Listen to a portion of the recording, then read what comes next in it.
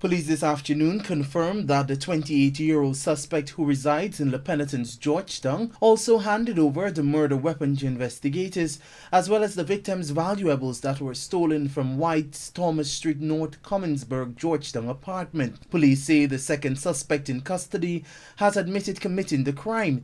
He took investigators to a location at 5th Street, Alberton, where he handed over several items belonging to the victim, as well as a knife suspected to be the murder weapon.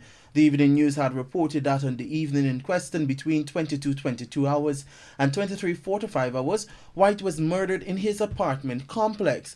The victim was discovered naked, lying in a pool of blood on his bed and with his hands bound in front of him, as well as his body was covered in stab wounds. The discovery was made by a security guard attached to the building. Moreover, White's laptop, cash, gold, and other personal valuables were reportedly missing. Investigators were informed by the security guard that prior to his death on the same evening, White picked up and escorted a colleague into the apartment.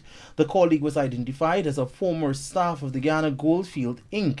According to the guard, after some time had elapsed and as the colleague was exiting the building, the colleague told the security guard that he was going to collect something on the road. At that time, the man had a haversack on his back.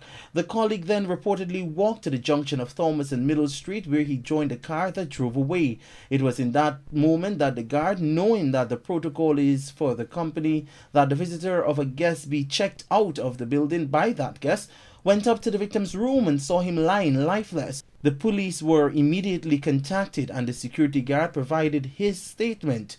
The colleague was then apprehended at his home for questioning. Shortly after, the taxi driver was also taken into custody. Meanwhile, a post-mortem examination conducted on White's body earlier today confirmed that he died as a result of multiple stab wounds. Michael Young, The Evening News.